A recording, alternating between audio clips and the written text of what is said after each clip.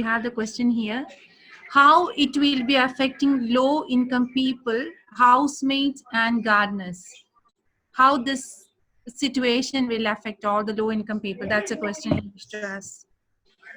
Well, the COVID is going to impact everybody's. Whether it is a high skill or a white collar or the blue collars, or specifically answering whether it's a low income or the labor sectors, it will have a major impact for sure. Because a lot of labor force is working on the retail sectors, on the support staff, on those areas. When you have the retail sectors, when you have the sector has been hit so badly, of course, this will have an impact on the labor sector as well. I witnessed so many, service staffs has to downsize their business. When they downsize the business, of course, it will have an impact on all of the people. But it's not just the COVID. I just want to mention here, it's just only COVID. The post-COVID, a lot of automation is going to take place as part of the digitalizations. When you have a lot of automation taking place, the low-income people's job will be replaced by the automation, whether it's an artificial intelligence, whether it is a robotic process automations, and these as part of the digitalization, many work will become redundant. Of course, low-income and unskilled people will be impacted a lot. So therefore, that's one of the reasons why I have mentioned that it's very important that you upgrade your skill, and try to find a diversify profession. Don't just stick to one profession. Thank you, Bashirji, for answering the question. And I think Mr. Abraham John having a question here related to the same topic. Definitely. First of all, let me appreciate our very special guest brought by our Honorable President, Mr. Mansoor. Thank you, Bashirji. My question is very simple. How do you find the impact of COVID-19 pandemic influence on the Indian economy, on the basis of a very large number of Indians are going to be returned to India? How the economy of India is going to be affected by the return of number of Gulf NRIs? That is my simple question. Thank you, Mr. Abraham. I think during my subject and topics, I have briefly highlighted about the current situation as far as Indian economy is concerned. It's not 2008 cases. It's quite different in 2020. Even before COVID, we were having a economy slowdown. We were struggling for the last couple of years. The COVID is only worsened the situation as far as the unemployment concerned. In India, is having a 45 years the highest unemployment rate. But being very specific, answering your questions, what will happen to the expatriates when, there are 1,000 people already on their way to India. This will put a lot of burden on Indian economy for sure, because unemployment is going to further worsen the situation. And, I don't want to be biased to any political party, but I given my own comparison of what Dr. Manmohan Singh has taken initiative back in 2008 compared to 2020s. So it's a very challenging time for everybody. So until unless government takes some severe steps, particularly supporting the employment or supporting the expatriates who are returning, the things will be very, very difficult. Of course, the state government also need to take their own kind of steps in order to safeguard. At the end of the day, it's all about the Indian economy, how it is going to support it, and it's going to worsen, to be very honest. And you don't need to be doesn't need to be an expert to understand. A simple person can really connect what's going on. Sir, since this is a gathering of global leaders in a way who has extreme influence on the society, what is your advice for each leader to carry within him as a special mindset on these COVID days? What would you advise to those leaders so that it can have an effect on the community? What kind of special mindset that we should carry forward, looking forward to a new normal? Back to you, sir. Yeah, as far as the leadership concern is, leadership is all about guiding force, irrespective of whether it is a political leader or a business leader or a community leader. So one of the mindset, any leaders, and I totally agree with that, everyone out here are leaders in their own manner, and some of the very highly dignified leaders out there. But what kind of mindset one need to have? The leadership, it is a guiding force, and this is a critical time, crisis time, and this is the time to show the way, guide the way, and also make sure that collaborations, connections, contacts, and motivation support one another. Most importantly, this is indeed a very critical time, and I don't think any one of our generation ever experienced this kind of a crisis in our entire life. I don't think even our forefather were experienced. The last pandemic, we had a mother of all pandemic, was 100 years ago, which killed 50 million people. And when we had a global depression, the Great Depression was 1930, we were not part of the generation. But this indeed a very, very difficult situation. I think the mindset of the leadership is all about the guiding. This is the time to guide and provide the right directions. A political party need to provide their own leadership. Business entrepreneur, business leadership need to provide their own kind of guidance and leadership.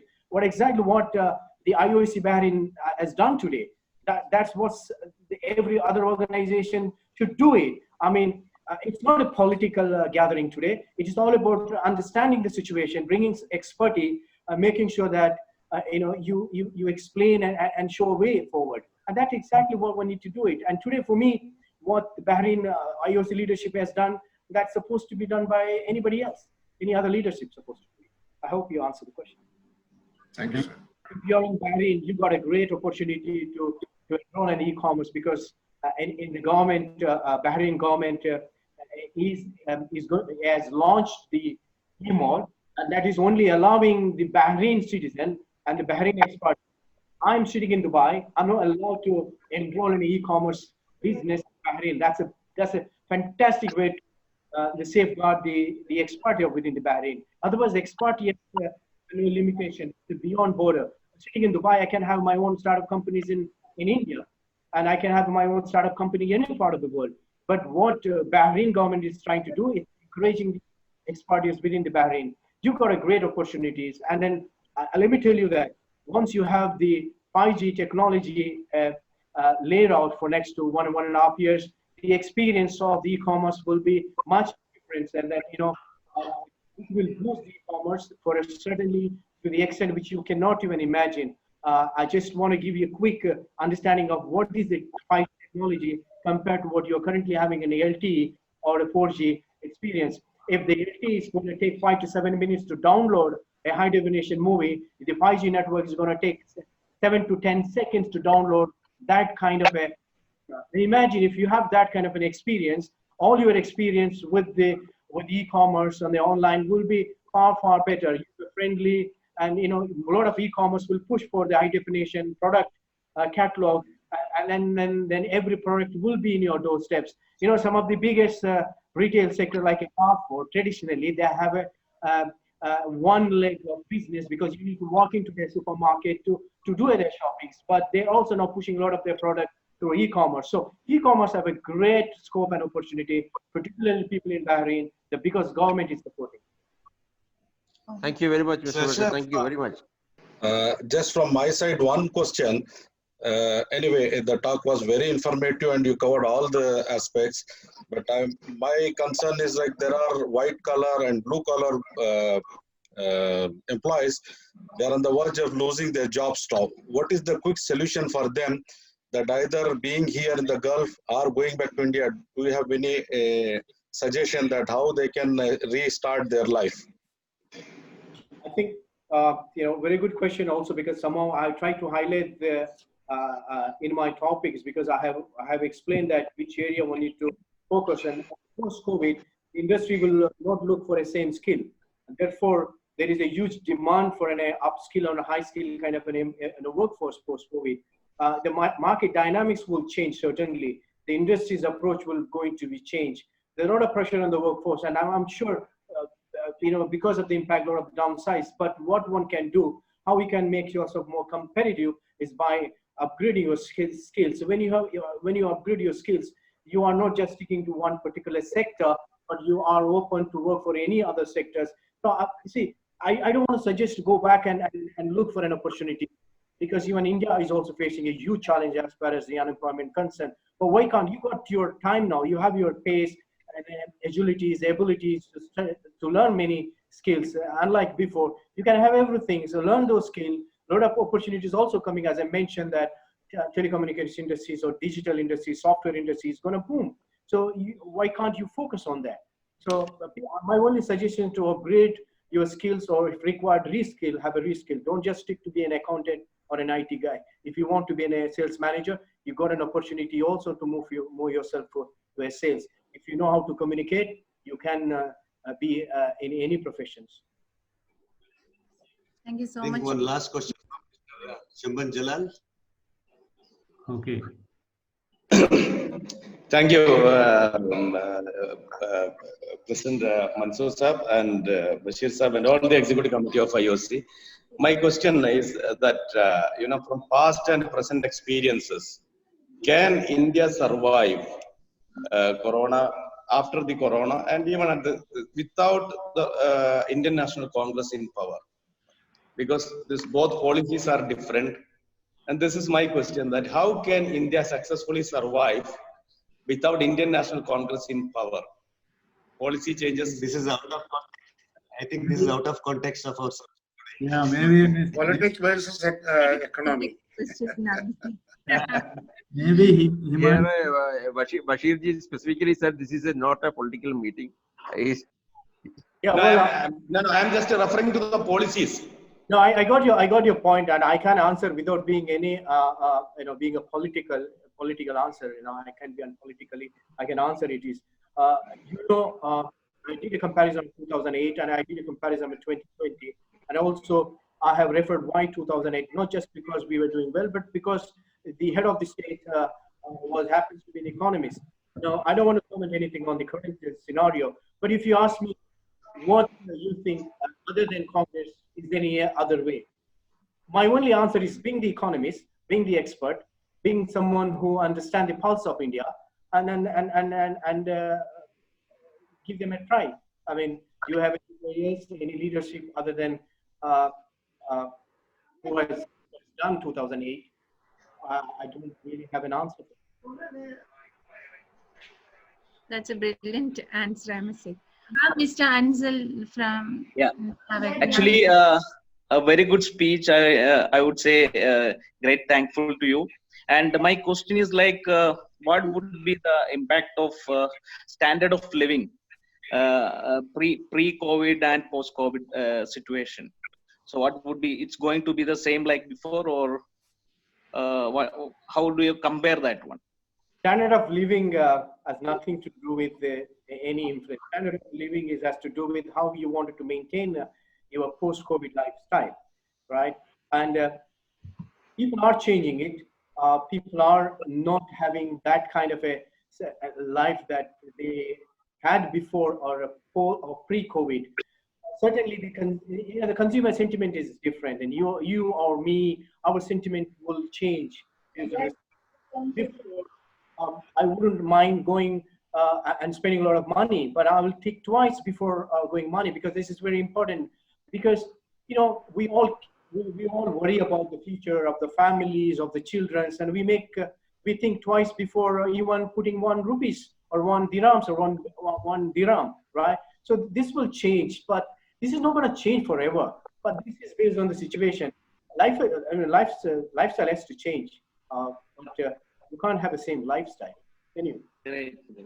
Thank you. Anyway, I think Advocate Paul Sebastian have anything to, because he was. Yes, sir. Aiming I want to ask one question. First of all, I would like to appreciate the organizers for organizing such a wonderful meeting. One question is, nowadays, most of the governments are functioning in an undeclared emergency style, without any proper accountability or transparency. So what will be the impact of this style of functioning on the economy? One answer precisely will be a disaster. Look at the comparison. Look at the comparison with Gulf and India currently. Look at the comparison Gulf. Look at the way Gulf countries has been functioning. Look at the way they got those diversified mechanism. Look at the way they have transformed the government sectors. Is anyone ever experienced having a problem as far as the government activity and service concerned? I done my work sitting at home. I got my car renewed. I got my insurance renewed. Everything was functioning. Absolutely, you don't feel it that the government has locked down or shut down as far as the Gulf country concerned, because they put a lot of infrastructure in place, far-sighted thinking. And of course, you don't have challenges here, unlike here. They can plan it for next 20 years. They can plan it for next 50 years. There's no changes in next every 5 years. But India is quite different. Lack of infrastructure, lack of policy, and when you have this kind of a disaster, and nobody knows. I'm sorry, I'm not a political guy. I don't want to comment, and you all know what's going on. I don't know, honestly. This is a disaster. I can just to answer you, disaster. Thank you so much, sir. Let me request Mr. Jaffer to convey the vote of thanks, and we. It's a short, thankful speech only, and it's really amazing and very fruitful ideas already arised from this meeting, and even very creative thing. And even the last Ashraf question was very creative, and even he was, at least one of the person is benefiting. It is a great thing by hosting such a thing from IOC side. And on behalf of the Indian Overseas Congress, I want to thank you first, Mr. Bashir, for insightful presentation today regarding the subject now. And even I got some messages from through WhatsApp, and we need one more session from you because it's gone to like a water, like very nicely. Nobody is boring. And thank you very much for Mr. Bashir, and big thanks to our AICC former spokesperson and IOC Dr. Aradhi Krishna and Himanshu Vyas. He was here, and Mr. Himanshu was here, and he gave us very good supportive speech thing also for us. And there was a lot of people participated here even from other GCC also, Dubai, Qatar, and Saudi also. Some people was there, and thank you for all, and thanks. And there was a lot of leaders, and if anyone's name we missed, and please next time, please, we will shout their name and let it. And we need more ideas from this onwards. And we had to take it, and especially there was from Bahrain Chamber of Commerce one representative. Now I saw Himanshu was also Gujarat Chamber of Commerce representative. And this meeting became a very fruitful, and we had to take it forward now. Because thank you very much, and thanks a lot, and thanks a lot for all. Thank you all of you, and especially Mr. Bashir, accepting in a short notice and giving a wonderful speech, and also Abraham Johanji and our committee members Jaifarji, Shamil especially, Khurshidji, and thank you very much for all who really cooperated today and worked to make it success. Thank you all. Thank you very much. Thank you. Thank you so much. Thank you. Thank you, Mr. Bashir and Mr. Mansur. Thank you. Thank you, Mr. Bashir. Thanks for your time. And we will be coordinating for some other meetings also. Thank you very much. Take care. Definitely. See you.